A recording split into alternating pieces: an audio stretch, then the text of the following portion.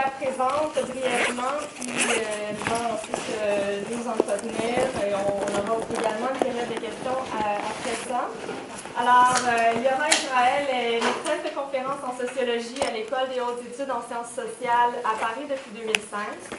Ancienne directrice adjointe du centre Maurice Alvax. Elle est également chercheure invitée présentement au Center for the Study of Law and Society à l'Université de Berkeley en Californie. Et elle a travaillé les thèmes de la résistance dans les milieux judiciaires sous Vichy, notamment dans le cadre de sa thèse de doctorat publiée en 2005 sous le titre Rome noire, années sombres aux éditions Fayard. Elle est également auteure de ce livre, L'arme du droit, publié aux presses de Sciences Po sur la mobilisation politique du droit et le rôle des professionnels du droit. Donc, il nous fait très plaisir de profiter de son séjour. Elle était de passage à Montréal et elle nous fait donc l'honneur de faire un petit arrêt ici à Ottawa. Ça nous fait très plaisir de l'accueillir. Sa présentation aujourd'hui s'intitule « Résister par le droit, une approche sociologique ». Merci à vous, merci de cette invitation. Voilà, donc ce que je vais vous présenter aujourd'hui, c'est effectivement un espèce de retour sur mon travail de thèse, un retour un peu plus théorique que j'ai fait récemment et sur lequel je vais revenir, qui va me permettre d'aborder différentes questions. D'une part, évidemment, de manière structurante, ce que peut vouloir dire résister par le droit, en particulier dans des contextes autoritaires, mais peut-être pas seulement, on y reviendra. Et puis aussi sur des questions de méthode, notamment parce que je suis une sociologue qui travaille sur des périodes historiques et en plus sur du droit, et donc cette combinaison-là, à la fois, comme je vais essayer de le montrer, permet de voir des choses différemment et oblige aussi à reconfigurer un peu la manière de poser les problèmes différemment d'autres approches disciplinaires. Donc ce travail de thèse que j'avais engagé à la fin des années 90, il correspondait à un espèce de trou dans l'historiographie comme dans les approches juridiques, puisque cette question de la résistance des juristes, dont je dirais tout à l'heure un peu comment j'y suis arrivée, n'était pas vraiment posée, voire même n'existait pas en fait pour les premières personnes à qui j'en ai parlé après avoir entendu parler d'un acteur en fait de cette résistance qui venait de publier ses mémoires et puis qui avait parlé à un autre historien. Et quand j'ai commencé à réfléchir à ce sujet, c'était un non-sujet. Et donc une partie de ma réflexion et aussi du retour sur ce travail a consisté à essayer de réfléchir pourquoi il était si difficile de penser ensemble en fait la résistance et le droit, et encore plus la résistance et les professions judiciaires. Alors cette difficulté à penser l'articulation entre droit et résistance, elle n'était pas complète au sens où dans des travaux d'histoire sur la Seconde Guerre mondiale en France, certaines des grandes figures de la résistance qui étaient par ailleurs juristes avaient pu évidemment être identifiées par certains historiens qui signalaient éventuellement qu'ils étaient juristes de formation ou de profession, comme évidemment René Cassin, Léo Hamon, François de Menthon, Pierre-Henri Tétjens, les deux derniers qui vont être d'ailleurs des ministres de la Justice à la Libération. Donc il y avait bien cette identification de ces figures, mais pas de réflexion finalement sur le rôle des juristes en résistance ou sur la place du droit dans la pensée de ce mouvement. Et à mon avis, il y a plusieurs raisons qui permettent d'expliquer pourquoi c'était un peu un impensé, à la fois, encore une fois, du côté des historiens et à la fois du côté des juristes. Alors, du côté des historiens, outre le fait évidemment que cette résistance, elle était minoritaire comme dans tous les autres groupes sociaux, et en plus à l'intérieur d'un groupe social qui lui-même n'était pas immense, donc c'est évidemment que ce n'était pas ce qui était le plus visible, disons, dans les travaux. Mais il me semble que si cette résistance était un peu un impensé, c'est aussi parce que la conception, la définition même de la résistance qui était posée, elle empêchait, elle faisait obstacle, elle faisait écran d'une certaine manière. La résistance a en effet été pensée d'abord par les acteurs de l'époque, mais aussi par les historiens comme un refus et comme un illégalisme.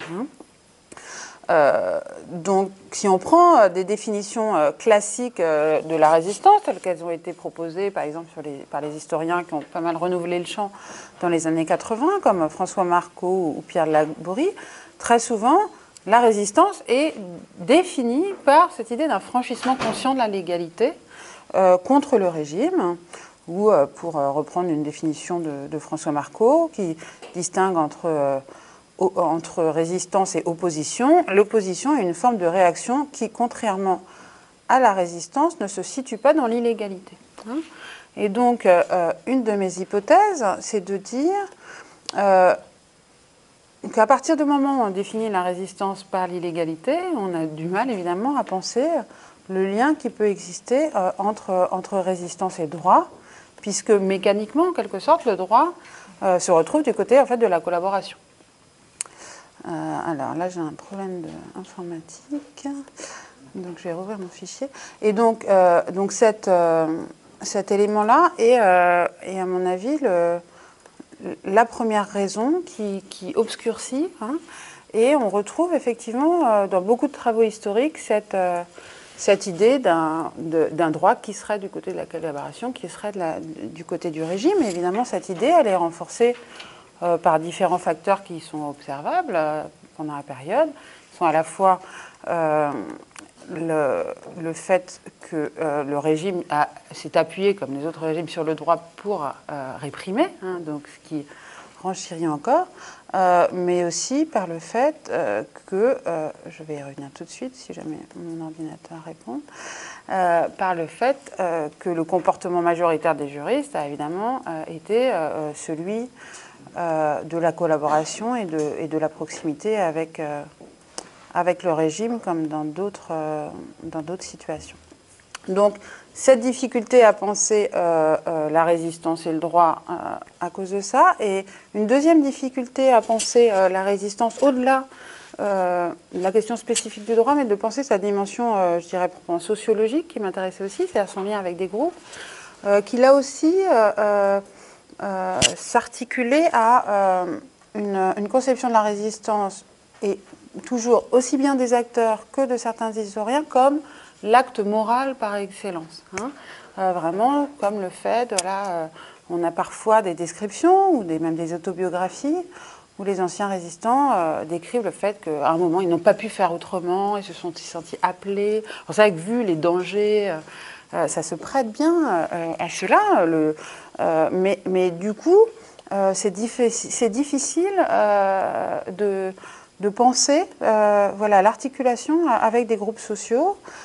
C'est pourtant un des tournants qui a été pris dans l'historiographie dont je parlais tout à l'heure des années 80-90, mais à mon avis, ça a été fait de manière maladroite, avec des emprunts à la sociologie qui étaient assez fonctionnalistes, avec l'idée que certains groupes étaient plus utiles pour la résistance, et que donc il y avait une espèce de mécanisme, mais il n'y avait pas vraiment de réflexion sociologique pour essayer de comprendre quelles étaient les formes d'articulation entre ces groupes et les formes d'engagement dans le détail, et de la chronologie et des types d'approches.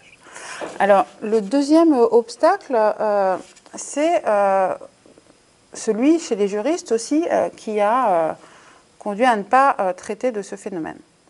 Alors, la première dimension, là on pourrait peut-être en discuter, je ne sais pas ce qu'il en est exactement ici, vu l'histoire de nos pays, c'est sans doute différent.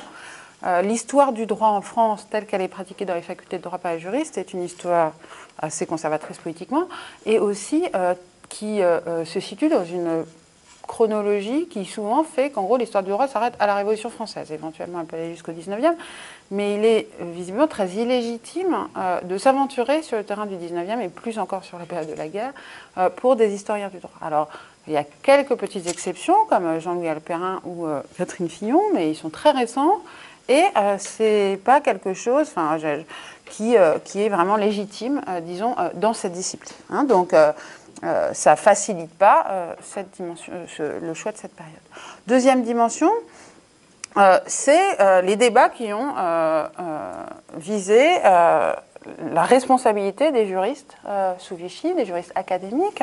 Donc ça, c'est des débats tardifs, puisqu'on peut les situer à la fin des années 80, notamment une très fameuse controverse entre Daniel Lechac et Michel Troper, au sujet de la causalité qu'il serait ou non possible de tracer entre la tradition positiviste juridique française, hein, c'est-à-dire le fait qu'il n'y ait pas d'appel à l'époque au droit naturel qui soit inscrit, disons, dans quelque chose comme une constitution aujourd'hui, et que donc cette tradition positiviste, elle permet d'expliquer comment les juristes académiques se sont tranquillement attelés au travail classique qui était le leur de doctrine et de commentaires de décision s'agissant des nouvelles lois d'arianisation des biens juifs ou sur le métis juif, enfin toutes ces lois, notamment raciales, caractérisées par le régime, sans que ça leur pose, dit-elle, en s'appuyant sur des travaux notamment d'un éminent juriste français, Maurice Duverger, sans que cela semble leur poser de problèmes particuliers.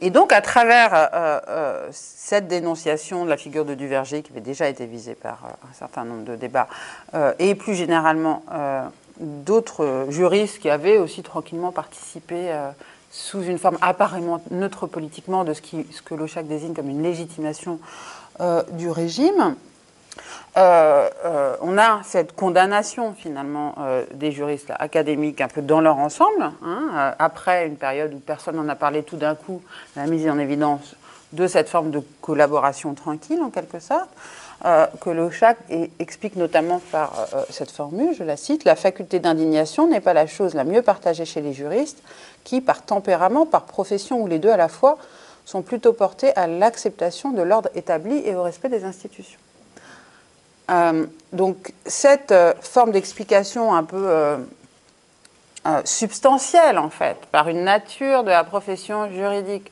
pour expliquer cette pratique, elle ne laisse pas non plus en regard de possibilité de véritable compréhension de ce qui peut être le comportement de certains juristes minoritaires de l'autre côté. Hein, c'est-à-dire qu'en révélant ce qui avait été caché, on en permet toujours, on occulte aussi ce qui évidemment était toujours minoritaire. Hein, je ne suis évidemment pas dans une entreprise de réhabilitation dans mon travail, mais qui néanmoins, si c'est une culture générale, si tous les juristes sont comme ça, comment se fait-il qu'une minorité a pu faire autrement, hein? Et là aussi, il faut à mon avis éviter l'explication par l'exception ou par le choix moral individuel, parce qu'on peut voir des logiques sociales aussi dans les comportements minoritaires qui ont pu s'exprimer et qui ont cherché à concilier droit et résistance, y compris dans un type de langage et un type de formalisme, je reviendrai, de type académique, même si évidemment il n'a pas pu être public au même titre, vu les risques qui étaient engagés. L'autre point aussi peut-être, alors ça a été souligné par un juriste qui s'appelle Dominique Rousseau, qui spécifie la période de Vichy, qui la rend difficile à penser pour les juristes, en tout cas français, c'est le fait qu'en règle générale, la légalité et la légitimité, dans des régimes, en tout cas d'état de droit, mais justement ce n'était pas vraiment un, sont superposées. Il n'y a pas de distinction entre légalité et légitimité. Et là, évidemment, le cas de Vichy, il oblige à penser, et comme celui d'autres régimes, en fait, qu'on peut caractériser par le caractère d'injustice de leur politique, hein, par cette déconnexion entre légalité et légitimité, qui a pu aussi poser problème ou être vu comme un cas aberrant, finalement, qu'on n'avait pas intégré dans une analyse plus systémique. Donc en gros, en droit, il y a aussi eu comme une histoire un petit peu plus tard, mais en histoire, vous savez sans doute que c'est Paxton, c'est un historien américain qui a quand même renouvelé l'approche et permis de donner la mesure de ce qu'avait été la spécificité du régime de Vichy. Donc un peu plus d'une dizaine d'années plus tard, on a aussi le débat qui rebondit en quelque sorte chez les juristes en intégrant les apports de Paxton et Marius et Paxton sur le rôle du droit dans la répression, notamment dans la répression des Juifs, mais avec toujours cette non prise en compte d'une éventuelle résistance des juristes qui n'est pas mentionnée, mais le tout dans un contexte où de toute façon la période elle reste encore très peu étudiée hein, quand même en droit. Hein, donc, il y a beaucoup d'autres angles morts auxquels on pourrait penser. Il y a un article récent sur Internet de Jean-Pierre Lecrom, si vous voulez, sur ces questions qui permet de faire le point.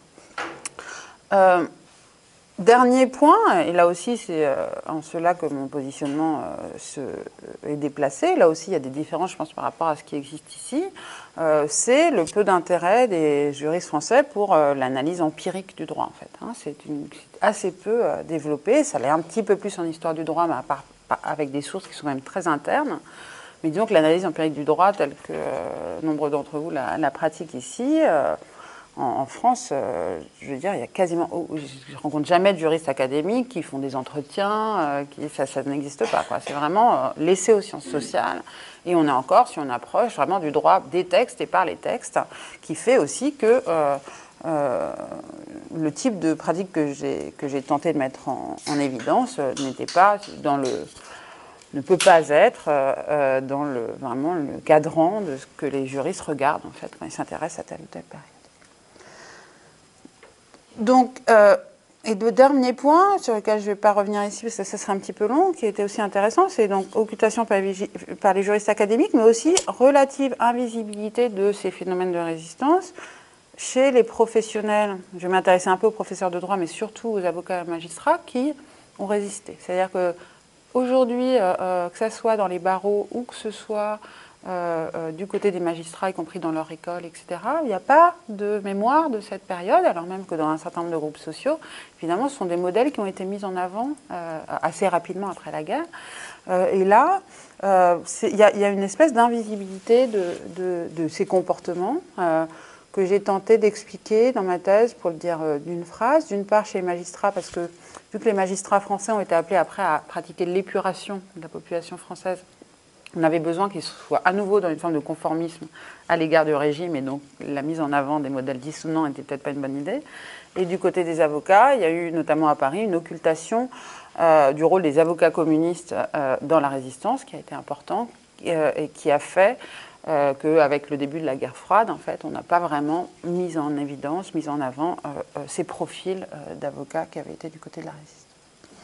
Alors, à partir de ce tableau que je dresse en fait rétrospectivement, mais qui est celui en fait qui explique que ce sujet n'avait pas été abordé, j'essaye de l'approcher donc à partir de la fin des années 90, mais à partir d'une autre discipline qui est celle qui est la sociologie.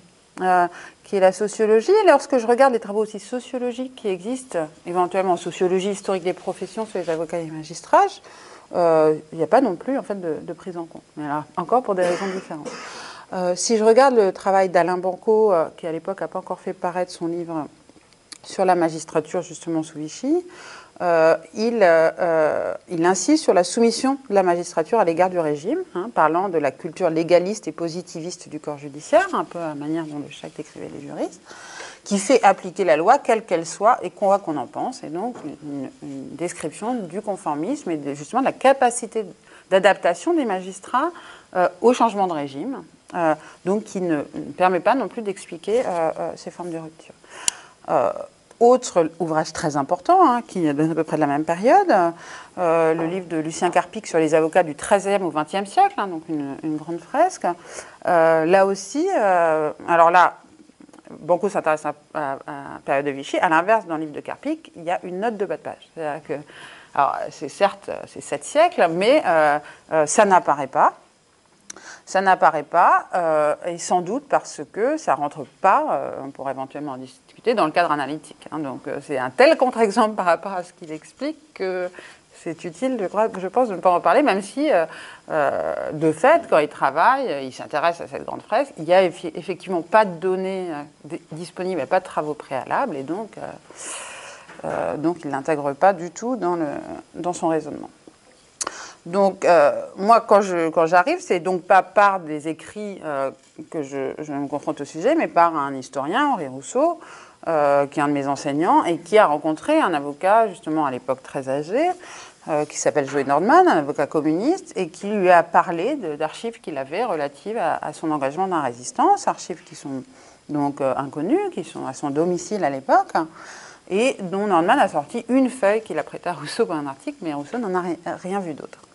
Donc je me dis que je peux essayer d'aller le voir, j'y vais, et sans doute parce que, je ne sais pas, du fait de mon âge ou de l'histoire de son âge, je tombe au bon moment, d'un coup tout s'ouvre, c'est-à-dire qu'il commence à sortir des mètres linéaires finalement, puisqu'après on va les transférer en archives, d'archives qui sont dans son faux plafond, dans sa cuisine et sous son bureau, et qui s'avèrent être des archives inédites extrêmement riches, effectivement, qui datent de la période en fait, et qui sont les archives internes en fait, du mouvement par des raisons extraordinaires, il a réussi à conserver malgré la clandestinité pendant toute la période et à accumuler. Donc un premier ensemble d'archives qui évidemment m'intéresse beaucoup, même si je n'avais pas vraiment de formation en histoire à l'époque, hein, donc j'en avais une théorie, mais pas pratique, hein, donc c'était un peu impressionnant. Et puis un premier questionnement donc, que je cherche à élaborer, mais en découvrant progressivement justement cette absence de contexte en fait, dans lequel situer ce sujet, dans lequel situer notamment le Front national des juristes qui est l'organisation spécifique d'origine communiste à laquelle participait aussi Kaldor, créée par Joël Nordman, et puis qui avait aussi cette spécificité, je vais y revenir tout de suite, d'avoir compté dans ses mains aussi bien des avocats et des magistrats. Hein, et là aussi, c'est quelque chose d'intéressant. Donc, comment essayer de construire ce sujet et construire une problématique à partir des outils qui étaient les miens et avec cette difficulté, justement, de peu de support théorique pour le penser. Je vais partir justement de cette espèce de paradoxe qui est comment peut-il se faire que des juristes dont la fonction est de faire appliquer la loi, qui sont censés la connaître, comment expliquer que des juristes donc, puissent volontairement enfreindre la loi et s'engager dans des pratiques à la fois illégales à l'époque, mais aussi poursuivies par leurs propres institutions, hein, puisqu'évidemment, en lien avec la police, c'est la justice qui est en première ligne pendant toute la période et dont le rôle va être durci progressivement jusqu'à des formes de justice vraiment sans appel, sans défense, etc., avec la cour martiale. Donc comment expliquer que des juristes, justement, aient pu rentrer dans ces formes d'activité. Deuxième volet, moins important, comment penser, je le disais à l'instant, l'engagement en commun d'avocats et de magistrats qui sont en général étudiés de manière totalement séparée. Ce n'est pas du tout les mêmes spécialistes, et en sociologie et en histoire, qui travaillent sur ces deux professions. Les avocats, ça va être les gens qui travaillent sur les professions libérales, donc qui ont les médecins, les avocats, les architectes, par exemple, les ordres, alors que les magistrats vont en général être étudiés par les personnes qui travaillent plutôt sur la haute fonction publique, sur l'État. Et donc, c'est aussi des traditions de recherche qui sont différentes, avec des problématiques qui sont assez différentes. Mais là, ils étaient ensemble, quoi. Ils se battaient ensemble, donc j'étais bien obligée d'essayer de penser le commun. Et de penser le commun, je l'ai fait aussi en réinjectant des problématiques de sociologie du droit. C'est-à-dire le fait que, malgré les différences de structure, de position, je vais y revenir, de potentialité aussi d'action de ces groupes professionnels, ils avaient en commun le maniement du droit et le fait de travailler dans les tribunaux. Et ces deux dimensions-là, elles vont être effectivement structurantes dans les formes d'action qui ont été les leurs. Autre forme de reformulation, c'est de repenser la notion de résistance qui a été définie en France à la fois institutionnellement, puisque les résistants ont été après-guerre reconnus avec des médailles, des certificats, etc. Donc il y a une définition politique de leur fonction dont j'avais besoin de me déprendre pour éventuellement, par exemple, faire apparaître des comportements qui n'avaient pas forcément été certifiés comme tels après la guerre. Et aussi parce qu'il n'y avait pas eu d'identification d'une résistance judiciaire de toute façon d'un point de vue un peu institutionnel, je le disais. Et deuxièmement, parce que je ne voulais pas non plus me focaliser sur les seules organisations. Hein, mon idée n'était pas de faire une monographie de certaines organisations qui ont existé, qui concernaient plus spécifiquement ces professions, mais bien d'essayer de réfléchir sur ce qui, dans l'exercice de leur profession, avait pu leur permettre de résister. Et donc, j'ai décalé le regard vers l'idée d'une attention pour les pratiques résistantes, ce qui me permettait aussi d'éviter de dire que tel avait été résistant et pas tel autre, parce que justement, moi, ce n'était pas mon but de redonner des médailles, en quelque sorte, ou d'en enlever après coup. Et en plus, du fait de la clandestinité, de l'anonymat, etc., il y a un certain nombre de pratiques que j'ai pu observer. On pourrait revenir sur le type de sources sur lesquelles j'ai travaillé. Donc je ne sais pas qui en sont les auteurs. Hein. Une même personne, par exemple, dans la clandestinité, pouvait avoir 3-4 identités. Évidemment, les documents n'étaient pas signés. Donc tout ça fait que, de toute façon, je n'aurais pas pu le faire et qu'il me semblait que déontologiquement, éthiquement, ce n'était pas souhaitable. Autre troisième point peut-être de la reconstruction épistémologique du sujet, c'était aussi l'idée, là que j'emprunte notamment à Michel Daubry, hein, qui est un spécialiste en sciences politiques de la notion de crise politique, que vous connaissez peut-être, c'était l'idée que c'est pas parce qu'on travaille sur une période de crise, une période exceptionnelle, une période de guerre, qu'il faut un exceptionnalisme méthodologique. Au contraire, c'est avec les outils classiques des sciences sociales qu'on peut éventuellement faire apparaître ce compte particulier, les périodes extraordinaire. Hein, et par là même, il se distinguait notamment de certaines approches historiennes qui tendaient justement à se focaliser sur la crise et à présumer, avant même de l'avoir étudiée, que c'était quelque chose de particulier, qui avait des propriétés spéciales, etc. Donc, cette reconfiguration, elle correspond en fait assez bien, je pense, à un programme finalement weberien, classique de sociologie du droit, que je vais vous citer ici. Quand on parle de droit, d'ordre juridique, de règles de droit, on doit être particulièrement attentif à distinguer les points de vue juridiques et sociologiques.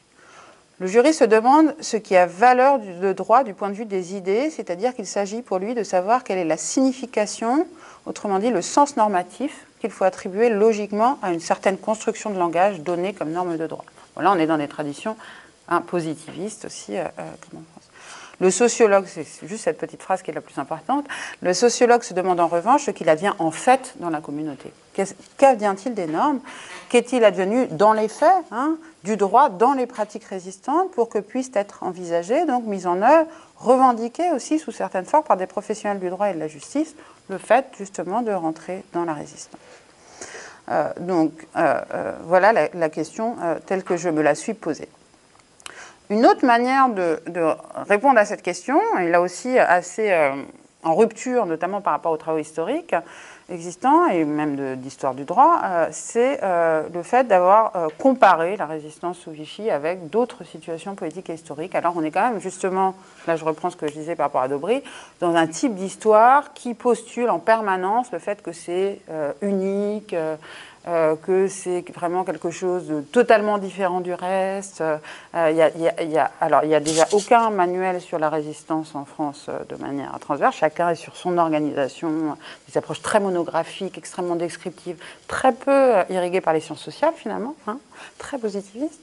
Et puis, il n'y a jamais, par exemple, de comparaison à l'échelle européenne. Il y a eu des phénomènes de résistance, de collaboration dans quand même la plupart des pays européens. Chaque fois est postulée une singularité. Hein, il y a des fois des travaux qui, sur un thème, vont juxtaposer des travaux d'historiens de chaque pays qui parlent de son pays, mais vraiment pas de réflexion plus théorique, me semble-t-il, pour essayer de monter en généralité ou même de comparer avec des traits analytiques ces différentes situations. Et donc cette singularité présumée du régime, mais quel régime n'est pas singulier, enfin, celui-là comme les autres, a obéré la mise en œuvre d'un programme plus comparatif.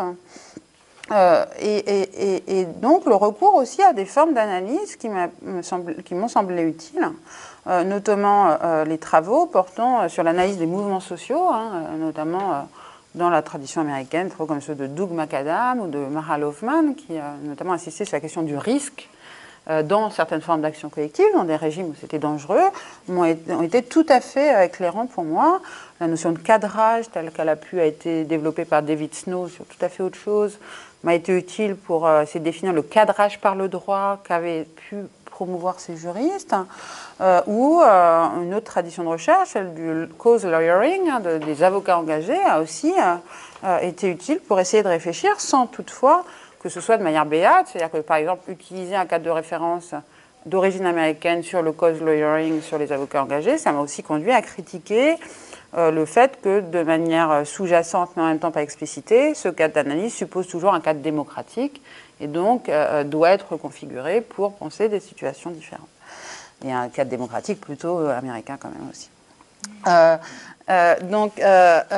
J'ai essayé donc de retravailler la résistance avec un petit air, hein, dans une approche comme ça différente, qui empruntait aussi à l'anthropologie. Hein, le travail de James Scott sur les arts de la résistance a aussi été quelque chose d'utile, pour articuler droit et résistance au niveau le plus quotidien, au niveau des pratiques, et non plus, encore une fois, au niveau d'un droit supérieur ou d'un niveau de normativité élevé. Ça m'a rapproché effectivement de travaux américains quand même, parce que je pense que la tradition du réalisme juridique, elle favorise à la fois le fait de pouvoir penser, par exemple, que l'opinion politique des juges influe sur la pratique de jugement, quelque chose qui n'est pas du tout pensable dans le contexte français encore aujourd'hui. Il est impossible de faire une enquête aujourd'hui là-dessus en France. Hein. Évidemment, ils ne sont pas élus chez nous, donc, mais quand même, je veux dire, c'est vraiment quelque chose qui n'est pas pensable.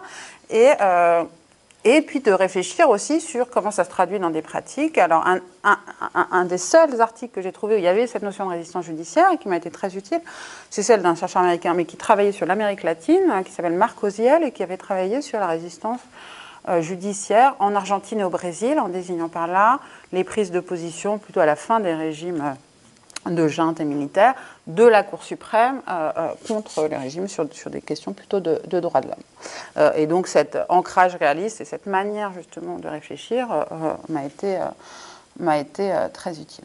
Alors à partir de tout ça, j'ai fait une thèse avec beaucoup d'archives, je ne vais pas y revenir, c'est pas, je pense, quelque chose qui enfin voilà, c'est aussi lié à un contexte national qui n'est pas le vôtre, donc je ne suis pas sûre que ce soit ce qui est le plus intéressant pour vous, mais on pourra y revenir.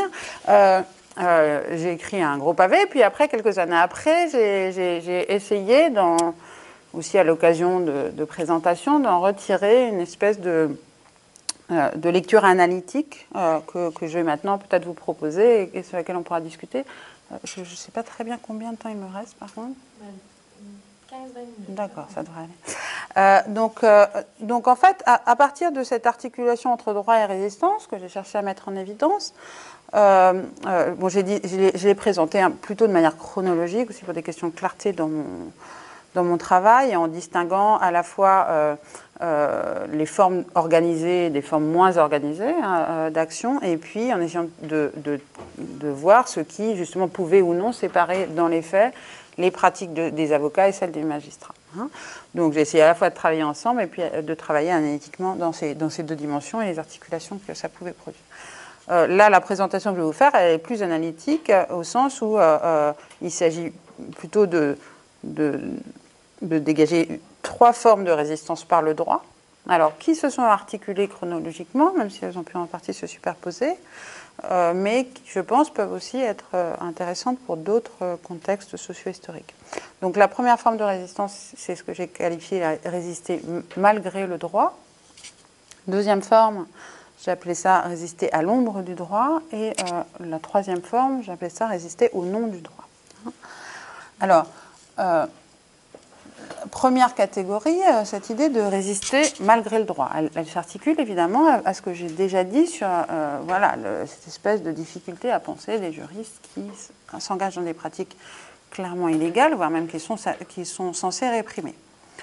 Ce qui est intéressant pour mettre en évidence comment a pu s'incarner concrètement cette tension, cette difficulté, on peut le voir très clairement dans les premières formes de résistance en fait, qui sont apparues dès l'automne 1940, au début de l'occupation, lorsqu'on retrace les premières formes de cette résistance, lorsqu'on les retrace par des biographies ou par les archives de la répression aussi, ceux qui sont tombés les premiers, évidemment, ça donne la trace de la précocité de leur engagement, par défaut, je dirais.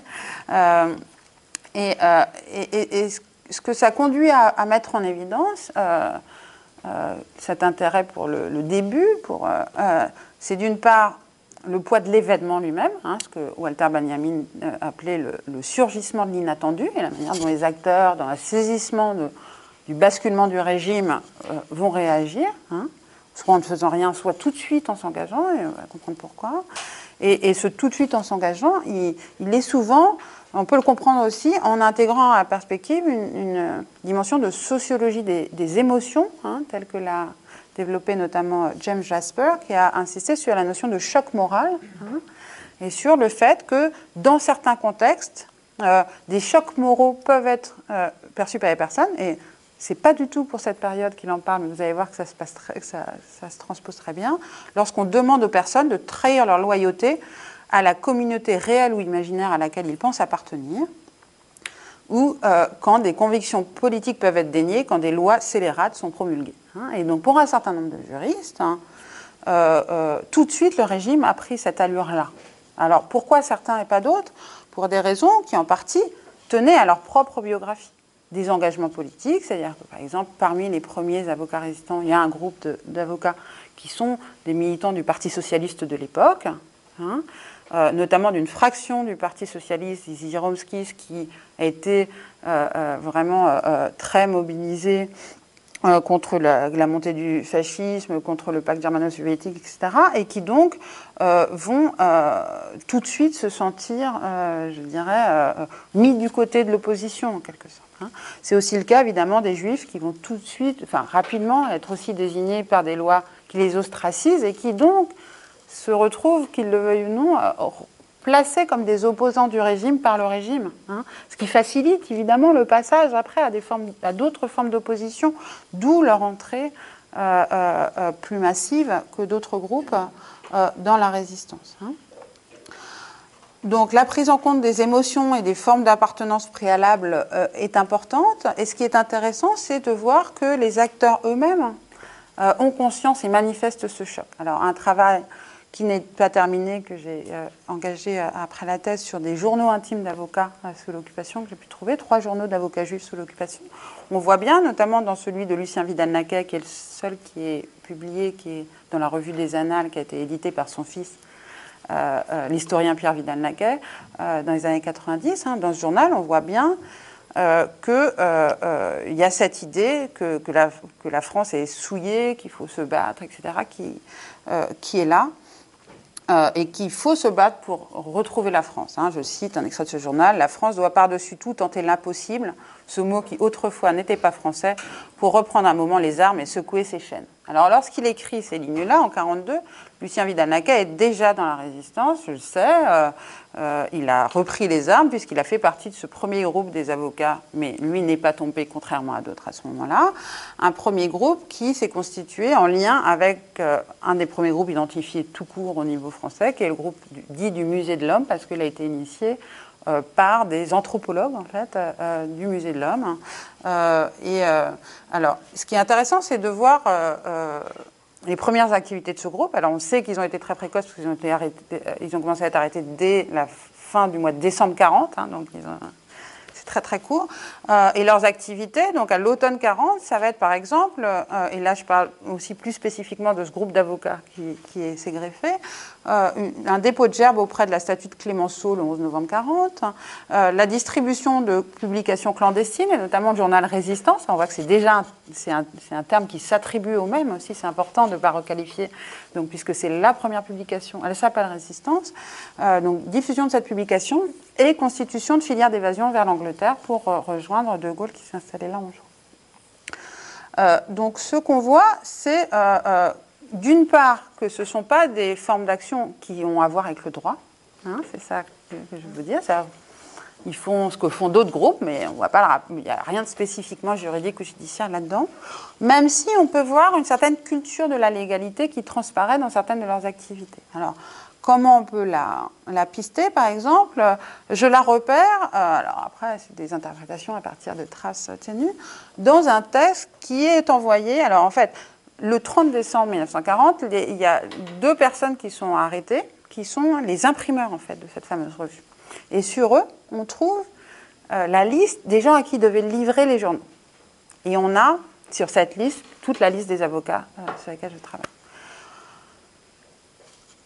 Les 2 avocats qui dirigent le sous-groupe ont le temps d'être prévenus, donc ils partent et ils envoient ce qui s'appelle à l'époque à pneumatique, c'est-à-dire vous savez, ces courriers qui passaient par des tuyaux souterrains, pneumatiques, que la police va retrouver chez les différents avocats qu'elle va perquisitionner le lendemain.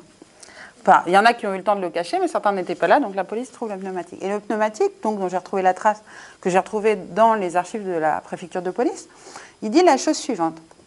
Détruisez les paquets de journaux suspects qui ont pu vous être livrés, ce doit être l'œuvre de provocateurs, et gardez le silence. Alors on voit bien que cette phrase elle est totalement antinomique, hein, puisqu'elle provient évidemment de ceux qui livraient ces journaux, mais pour contrer l'accusation de complicité que la police pouvait imputer à cette délivrance des journaux, ce doit être l'œuvre de provocateurs, permet de mettre à distance, même si on ne comprend pas très bien comment s'ils savent qu'on va reprocher de livrer les journaux, comme s'ils sont pas eux-mêmes les provocateurs. Vous voyez bien que c'est un petit peu contradictoire, mais on voit bien que, et intégré dans la formulation même de ce petit document qui est envoyé aux membres du groupe l'anticipation des poursuites possibles qui pourront être menées. Hein. Et ça me paraît être très caractéristique, et ce sont sans doute ces deux avocats qui ont fait envoyer le texte. Alors, on le retrouve aussi lorsque certains d'entre eux sont arrêtés. Par exemple, j'ai retrouvé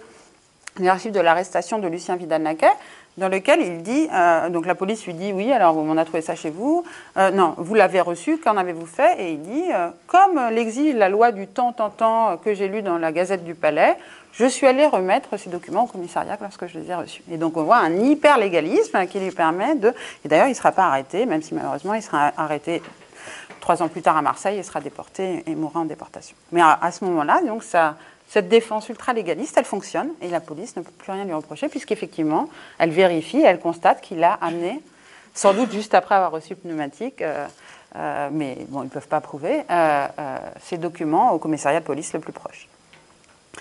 Ce légalisme, on le retrouve aussi chez un magistrat qui s'est engagé très tôt, dont on le sait aussi parce qu'il a été arrêté très tôt, qui est René Parodi, et dont le légalisme apparaît d'une autre manière, c'est-à-dire qu'il semblerait, d'après différents témoignages qui ont été collectés, que, sachant qu'il était recherché, il ne s'est pas enfui, et il a même demandé l'avis à son procureur pour savoir s'il devait ou pas partir. Le procureur a dit non, ça sera le futur ministre ultra-collaborationniste de Vichy, et il se fait arrêter. Donc, cette espèce de paradoxe, à la fois c'était quelqu'un qui organisait en lien avec les Anglais des bombardements et des choses extrêmement militaires, et qui en même temps demande à son procureur s'il peut quitter son poste, et devant le non, se fait arrêter. Vous voyez, c'est vraiment malgré le droit, parce qu'on voit bien qu'ils ont conscience, enfin que ça peut être une ressource un peu déjà, mais qu'ils ont conscience de la difficulté, que du coup les premières formes de résistance, elles ne sont pas du tout juridiques, hein, voire même qu'ils sont encore dans une forme de légalisme qui est un peu protecteur parfois, mais qui peut être aussi extrêmement dangereux dans la situation de régime. La deuxième dimension, c'est la résistance à l'ombre du droit. C'est une résistance donc, qui se développe plus à l'intérieur des pratiques professionnelles et à l'intersection de plusieurs évolutions. L'inscription croissante de l'appareil judiciaire dans la répression, hein, par exemple avec la création de juridictions d'exception à partir de l'été 41, la confrontation directe aussi dans leur pratique de plus en plus d'avocats et de magistrats avec des dilemmes liés au rôle qu'on leur demande de jouer dans l'application des nouvelles lois, hein, condamnation des résistants, arianisation des biens juifs, livraison d'informations concernant leurs clients aux autorités d'occupation ou à celles de Vichy. Hein, donc ça, c'est évidemment, ça rend les choses extrêmement concrètes. Ils se retrouvent face à des dilemmes pratiques dans leur activité. Et puis, création aussi, alors ça c'est un peu plus tardif, à partir de la fin 42 notamment, d'organisations de résistance qui vont aussi cibler plus spécifiquement les juristes, comme le Front national des juristes créé par Joël Nordman, donc, et qui vont chercher à sensibiliser les professionnels du droit à ce combat. Donc ces formes de résistance, elles sont intéressantes parce qu'elles montrent un peu la plasticité des groupes professionnels. C'est une espèce de cas limite, si vous voulez, qui grossit, mais qui permet, à mon avis, d'éclairer aussi des pratiques politiques qui se logent vraiment au cœur de la pratique des avocats et des magistrats dans d'autres périodes, même si c'est de manière moins paroxystique que dans celle-ci. Donc à l'ombre du droit, ça veut dire quoi? Ça veut dire... par exemple, dans les lieux formels qui sont les leurs. C'est-à-dire le cabinet de l'avocat ou les couloirs du palais de justice sont évidemment des lieux qui protègent des activités de ce type parce qu'a priori, elles ne sont pas celles dans lesquelles se trament des choses illégales ou dangereuses. Et en plus, il y a des formes de protection, notamment pour le cabinet de l'avocat, qui fait qu'elles sont relativement protégées de formes d'écoute ou d'observation qui peuvent exister par ailleurs. Et donc ça, ce sont des lieux qui vont être investis par des avocats et magistrats. Et ça, par exemple, le groupe des avocats du Musée de l'Homme, ils se rencontrent toujours au palais de justice. Hein, et ils auraient pu se rencontrer ailleurs aussi, mais évidemment, on voit bien ce que ça permet. Alors, deuxième forme de résistance à l'ombre du droit, hein, je vais vite, c'est le jeu sur la procédure. Hein, ça va, par exemple, se traduire, alors là, je cite un compte-rendu de l'immédiate après-guerre qui rend compte de ce qui s'est passé. Il y a des espèces de missions d'inspection qui essaient de dire qui a fait quoi, dans un sens et dans l'autre. Hein. Monsieur Petit, son collègue à l'instruction, donc un juge d'instruction d'un tribunal dans la Nièvre, a agi également de façon utile et énergique. On m'a signalé une affaire Bauge dans laquelle il avait su retenir l'inculpé poursuivi pour menées communistes en détention préventive pendant 8 mois. Cette mesure paraissant nécessaire pour sauver cet inculpé. Donc on voit bien là des espèces d'inversions, c'est-à-dire que détenir quelqu'un, c'était le protéger, hein, puisque c'était le soustraire à la surveillance des Allemands. Et donc on voit régulièrement, j'ai beaucoup d'autres exemples, de juges par exemple qui vont mettre en prison le plus longtemps possible des gens pour qu'on les oublie et qu'on ne les voit pas. Et avec l'assentiment général des organisations de résistance, avec qui d'ailleurs ils ont des contacts, ils entretiennent des liens. Un des cas même les plus paradoxaux ou limites sur lesquels j'ai pu travailler, c'est un procureur qui demande, qui donc est en lien avec ce type de pratique, et qui demande à visiter la prison pour vérifier la sûreté des installations, qui fait sa visite, et qui, grâce à ça, repère les failles pour organiser l'évasion des détenus. Hein, donc on voit bien une forme de réversibilité des compétences et du fait d'avoir accès aux prisons, d'avoir accès aux dossiers, d'avoir accès aux personnes et de pouvoir manipuler. Il y a aussi beaucoup d'exemples de destruction de pièces ou de complexification d'interrogatoires. Hein, c'est-à-dire de juges d'instruction, toujours par exemple, qui vont volontairement faire des interrogatoires qui ne permettent pas de comprendre, vraiment qui embrouillent la situation en donnant des fausses pistes pour essayer de faire durer le plus possible et de faire oublier, parce qu'évidemment, il y avait aussi une question d'espèce de pluralisme juridique, c'est-à-dire que quand ça, assez vite, enfin évidemment c'est des choses qu'on voit progressivement, mais quand la justice française n'était pas assez sévère, des fois la justice allemande ressaisissait du cas et là c'était vraiment sévère. Donc juger de manière trop clémente, c'était pas forcément une bonne idée. Ça pouvait signifier, alors ils l'apprennent, c'est des choses qu'ils ont appris au fur et à mesure, ça pouvait signifier jeter la personne dans les bras, pas dans les bras, plutôt dans les geôles des Allemands et des nazis, et risquer la déportation, voire même pour certains d'être fusillés. Hein, donc du coup, une réinvention des ressources et une lecture complètement inversée, complètement apparemment aberrante, donc pour aider des gens, on les met en prison, et le plus longtemps possible. Hein, ou, par exemple. Et on brouille des interrogatoires, etc. Et on passe des informations à la résistance sur la répression qu'on est censé opérer. Hein. Des tas de pratiques de ce type qu'on voit dans des témoignages d'après-guerre, mais qu'on voit aussi pendant la période, qu'on peut voir par exemple dans des... J'ai un exemple près de Grenoble d'un juge qui trouve que vraiment ça devient trop difficile pour lui de gérer l'espèce de schizophrénie, quoi, et qui veut rentrer dans le maquis. Et les types du maquis lui disent « Reste où tu es. Tu es beaucoup plus utile là où tu es que dans la montagne avec un fusil où tu seras peut-être pas très malin. » Donc on voit bien que, voilà, il y a cette invention progressive, cette invention individuelle, par petits groupes, quand ils osent en parler avec leurs collègues. Évidemment, c'est très risqué. Hein. Il y a un très beau cas sur lequel je suis tombée dans les archives de 2 avocats et un parafiste qui, tous les deux, ont des rôles très importants à la résistance et ne se le disent pas pendant des années, se rendent compte à une réunion au bout d'1 an et demi. Et ils ne s'en sont pas parlé pour ne pas se mettre en danger mutuellement. Hein. Donc on voit cette difficulté parce que, à parler de ce qui se passe, soit qu'on craigne d'être dénoncé, soit même qu'on risque d'impliquer des gens qu'on apprécie. Et ces pratiques qui se diffusent donc des fois par l'interconnaissance, des fois parce que des personnes dans leur coin cherchent à résoudre un problème, et aussi parce qu'il y a ces formes plus organisées qui se mettent en place et qui progressivement vont faire passer des formes de circulaires alternatives. Hein, et donc c'est difficile aussi de savoir quand on est dans les archives ou quand on voit ces genres de pratiques, si, et quelque part j'ai décidé aussi que ce n'était pas mon problème, si c'est venu tout seul à la personne ou si on lui a dit de le faire. Évidemment, on peut pas toujours le savoir, mais on peut voir par contre qu'il y a des circulaires qui ont été faites et qui mimaient même la circulaire, parce que des circulaires notamment venant de Londres ou venant du Front national des juristes, qui s'appelaient circulaires et qui mettaient les formes pour justement convaincre des professionnels de participer justement à ces formes d'opérations, qui étaient d'ailleurs décrites assez précisément en disant voilà, essayez de détruire des pièces, essayez de jouer sur la procédure, etc. Troisième forme, c'est donc la résistance au nom du droit. C'est une résistance, enfin c'est une dimension de cette résistance qui s'est davantage appuyée sur des argumentaires de type juridique, qui a mis plus de temps à émerger aussi parce qu'il fallait sans doute le temps de la réflexion, de la compréhension, même si elle est en fait assez précoce en exil, notamment avec René Cassin, qui dès l'automne 40 produit des textes pour le gouvernement en exil, pour légitimer aussi la prétention gaullienne à incarner la France au regard de l'apparente légalité du régime de Vichy qui suit le vote des pleins pouvoirs. Hein. Et donc, alors je ne sais pas ce qu'il en est pour le Canada, mais par exemple, les États-Unis gardent leur ambassade à Vichy jusqu'à l'occupation de la zone sud, hein, donc jusqu'à la moitié de l'année, jusqu'à l'automne 1942, ce qui veut dire que jusqu'à l'automne 42, les Américains sont en lien avec Vichy et considèrent De Gaulle comme un séditieux pas très sûr. Et donc, il y a un travail important de la résistance, de légitimisation de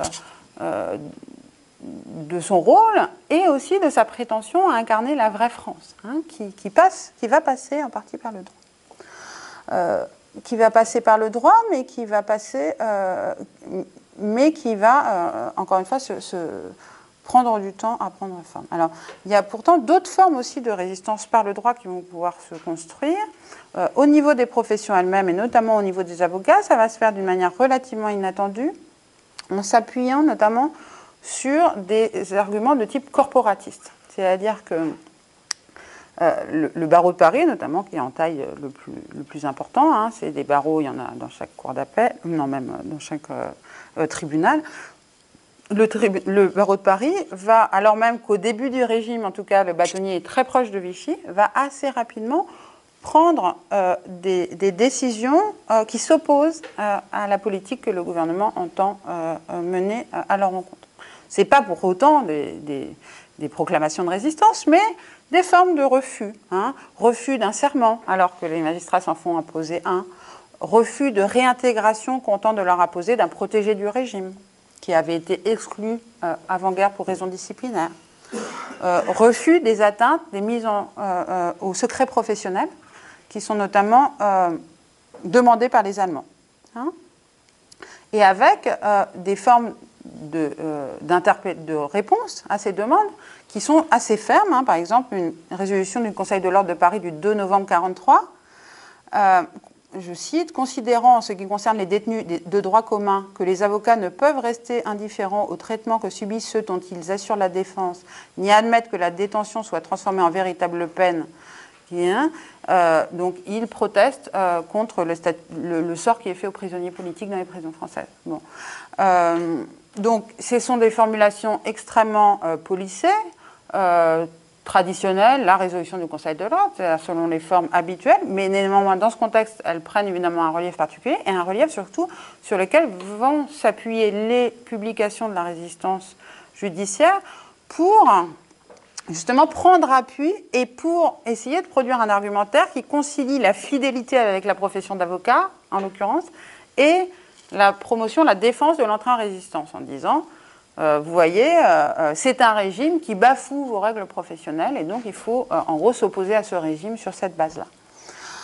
Deuxième registre, c'est un registre plus directement politique, d'analyse, et là qui se fonde beaucoup plus sur les principes du droit lui-même, et ça va être une fonction notamment qui va être celle de certains universitaires juristes, mais pas seulement, donc d'essayer de légitimer la résistance par le droit, vraiment, avec une terminologie, un type de texte extrêmement formel, qui vont en appeler à différents auteurs, qui vont même discuter des auteurs favorables au régime, et puis faire, sous les apparences de l'article de droit, vont en arriver à une conclusion apparemment neutre, hein, dans un certain nombre de fascicules, qui est celle de la légitimité de la résistance et de l'illégalité de Vichy. Hein. Donc avec des petits pamphlets qui s'appellent « Le gouvernement de Vichy est illégitime », enfin avec ces formulations explicitement qui sont présentes.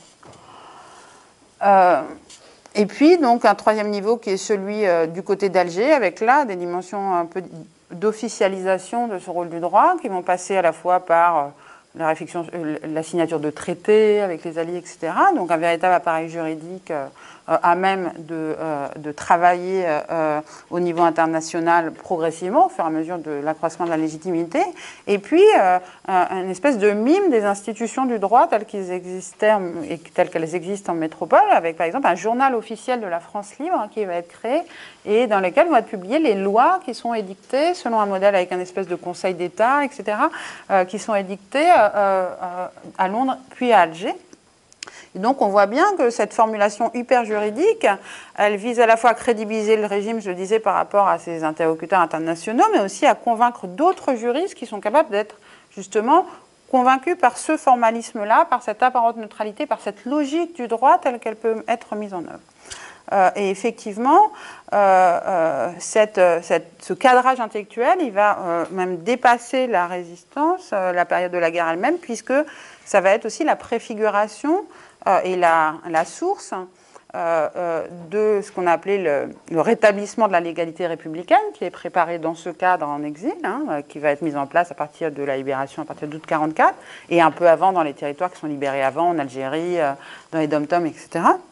Et puis la préparation de l'épuration et la mise en place du nouveau régime. Donc ça a aussi une fonction de préfiguration et de projection, cette capacité à démonter la prétention de Vichy sur le plan du droit pour promouvoir une légitimité alternative. Donc pour conclure, cette trilogie, résistance malgré le droit, à l'ombre du droit et au nom du droit,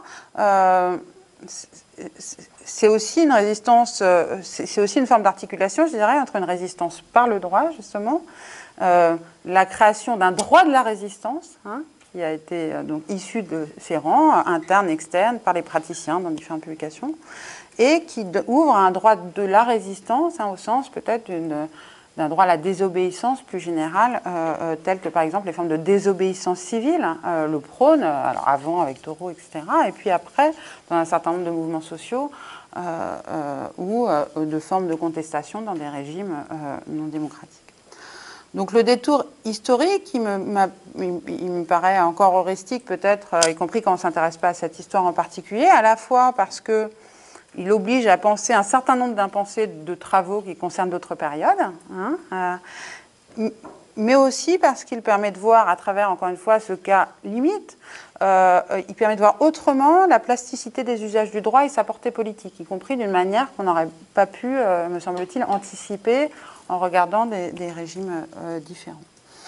Et donc il me semble aussi qu'on peut voir par là que dans ce conflit, au niveau français, mais je suppose aussi à un niveau international qu'il faudrait aussi travailler davantage, une guerre du droit se tissait en fait derrière le conflit lui-même, au niveau interne et au niveau international entre les États, bien au-delà de l'histoire mieux connue de la répression judiciaire et de ses modalités, qui est l'essentiel en fait de la manière dont a été pensé le rôle du droit dans la Seconde Guerre mondiale et dans un certain nombre d'autres conflits de la période contemporaine. Voilà.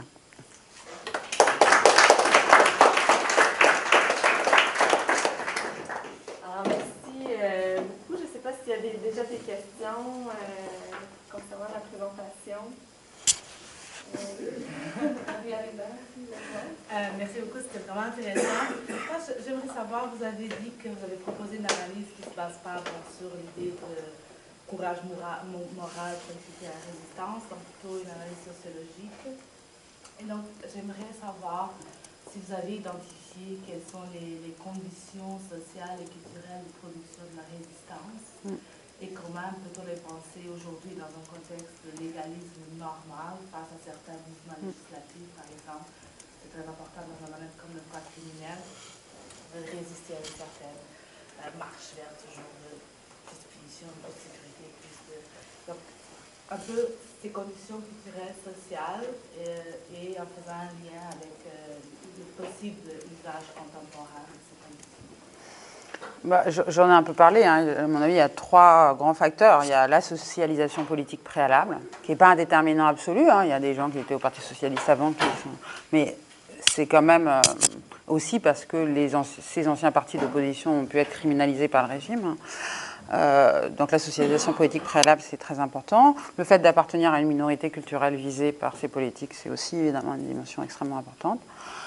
Et la troisième dimension centrale, c'est la confrontation avec des choix pratiques.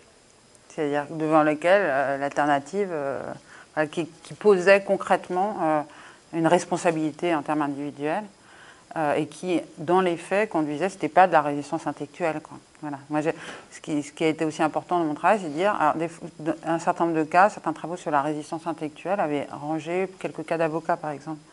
Et moi, je n'ai pas du tout appréhendé cette profession comme profession intellectuelle, non pas pour la dévaloriser, mais pour montrer justement par quel type d'activité elle se traduisait. Et quand même, le fait d'être confronté à des personnes qui vivaient directement ça, et notamment le rôle de défenseur traditionnel, c'était compliqué de faire une défense. Enfin, j'ai essayé de montrer, notamment en travaillant sur une publication clandestine qui reprenait une plaidoirie sous le titre de plaidoyer. Et comment il pouvait y avoir des glissements de la défense des personnes réprouvées par le régime vers la défense du fait d'aller contre le régime. Alors, évidemment, ils savaient ce qu'ils faisaient, mais c'était... Voilà, la frontière pouvait être très rapide, disons. Des gens qui défendaient un certain type de population aussi qui se trouvaient attaqués par le régime étaient plus proches, disons, de ce basculement que des personnes qui travaillaient, par exemple, pour les grands industriels qui allaient s'engager dans la collaboration. Il y a aussi une dynamique, je pense, de la confrontation à la répression dans sa dimension très concrète qui a opéré, qui a obligé les gens à se demander ce qu'ils devaient faire, quoi.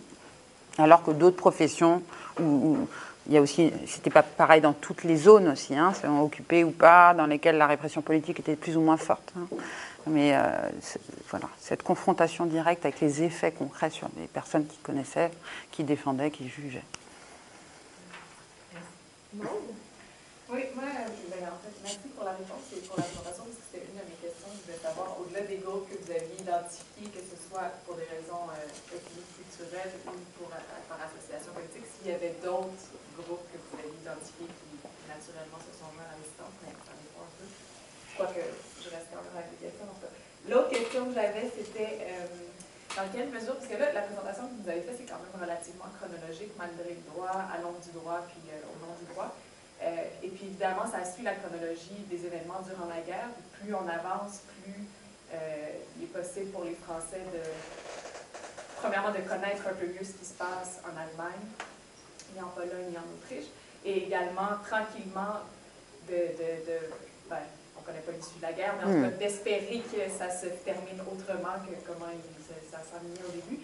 Alors, je me demandais, dans la recherche, comment vous avez fait pour départager, parce que s'il y a une interaction évidente entre l'histoire versus la légitimation, comment on arrive à faire en sorte d'analyser, de dire, c'est les événements historiques qui font qu'on arrive à être plus légitimé, ou au contraire, c'est parce qu'on a fait ce travail-là que finalement on est plus légitimé et donc que ça a une influence sur ce qui se passe après, sur l'histoire. Je m'en suis sortie en refusant justement de donner des brevets de résistance ou pas de résistance, parce qu'évidemment, d'un certain point de vue, c'est évident que résister à l'automne 40 ou résister à l'été 44, c'est pas exactement la même chose. En même temps, voilà, je suis pas là pour... Donc me centrer sur les pratiques, ça permettait justement de ne pas être dans cette logique normative personnelle, de décider qui était un bon résistant, un moins bon. Et le problème, il se pose aussi, effectivement, non seulement à cause de la progression, mais parce qu'il y a des formes plus organisées, donc des diffusions des pratiques, c'est-à-dire que ces formes de détournement de la procédure, au bout d'un moment, elles sont connues de beaucoup de juges. Donc c'est à l'inverse, ceux qui ne le font pas, qui deviennent presque... dont on sait que c'est par opposition avec des documents dont rien que le nombre dans les archives, aussi bien de différentes archives publiques, privées, etc., montre que ça a vraiment été diffusé, et on en voit les effets, puisque les fameuses juridictions exceptionnelles qui sont créées à partir de 1941, il y en a plusieurs qui se durcissent de plus en plus. Ça, Banco montre, elles sont progressivement neutralisées par les juges. Mais elles ne sont pas neutralisées par les juges juste parce que tout d'un coup ils ont résistance. C'est d'abord parce qu'ils sentent le vent tourner, mais aussi parce que certains d'entre eux sont visés directement par la résistance, qui leur écrit des courriers personnels, qui va tuer un procureur à Toulouse. Et donc il y a des menaces. Et donc il y a des gens qui peuvent aussi avoir des pratiques de freinage, par exemple, du type de celle que je décris. Mais ça, je ne peux pas le reconstituer, parce que pour ne pas être trop mouillé, quoi. Hein. Donc évidemment, ça, c'est des frontières qui sont intéressantes à travailler. N'empêche que l'effet politique, même si c'est par peur, voilà, il y a cette mise en évidence que dans le contexte, on voit bien la plasticité de la fonction de juge et comment elle peut avoir des effets politiques, sans présumer de l'intentionnalité directe des personnes, dans un certain nombre de cas où je ne peux pas la reconstituer. Dans un certain nombre de cas, je peux la reconstituer parce que j'ai des éléments autres qui me permettent de mettre en évidence. Et ce qui est intéressant aussi, c'est la manière dont l'institution elle-même, ce que je disais tout à l'heure sur pourquoi les juges ne sont pas fiers de se passer là et pourquoi ça a été invisibilisé. Une des choses qui m'avait amusée, c'est ces deux cas que j'ai trouvés là dans des archives du ministère de la Justice. Alors, pour trouver des pratiques résistantes, en passant pas forcément par des archives genre de Légion d'honneur, de décoration après-guerre, j'ai eu l'idée, ça s'est avéré assez efficace, de regarder les dossiers de discipline professionnelle. Hein, sur quoi ils avaient été sanctionnés.